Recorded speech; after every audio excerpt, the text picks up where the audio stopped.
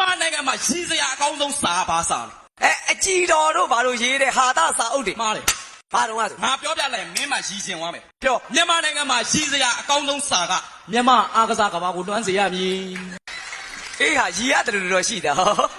သိတယ်နော်ပြောမော်တော်ပီကယ်ကိုဘယ်လိုခေါ်လဲရှင်ထိန်လို့ခေါ်မားတယ်ဘော်လီလို့ခေါ်တယ်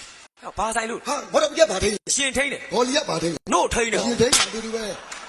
မင်းနိုဘယ်ဆုရှင်ဒေါ်အောင်ဆန်းစုကြည်ကိုသိပါဗလားမင်းယူလို့မေးတာဒီချက်တော့မင်းရိုက်ခံရပြီမြန်မာမဟုတ်ဘူးကဘာကသိတယ်ဒေါ်အောင်ဆန်းစုကြည်ဟုတ်ပြီဒေါ်စုကြည်အဖေနာမည်ကိုပြောပြပါရေးပါခင်အာသာဒီကောင်းဆောင်ပေါ်ကျုပ်အောင်ဆန်းထိုင်နေ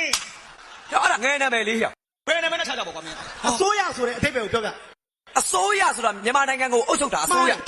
ဘာလို့မှတ်ထားအစိုးရဆိုတာအစပဲရိုးလို့အစိုးရလို့ခေါ်တာဝက်ကိုဘလို့ပေါင်း PNG ပစ်လို့ပေါင်းရတယ်ပေါင်းအိုးနဲ့ပေါင်းတယ်ဟာဘာကောင်းလဲလူတကောလုံးကိုခလုံးမထိစူးမကြီးအောင်စောင်းလျှောက်တဲ့နတ်ကဘာနဲ့စောင်းနဲ့ဖနက်ဟဲ့ဆရာကြီးဘာလို့ကဘာပေါ်မှာလူအနည်းဆုံးစမ်းတယ်ထောင်အင်းစိန်ထောင်နိုင်ငံရေးချင်းသားတွေလွတ်လိုက်လင်မယားနဲ့ဖက်ကန်တော်ကွက်ထွက်တယ်ကဘာပေါ်မှာအကြီးဆုံးလိတ်ကဘာလိတ်အင်္ဂလိပ်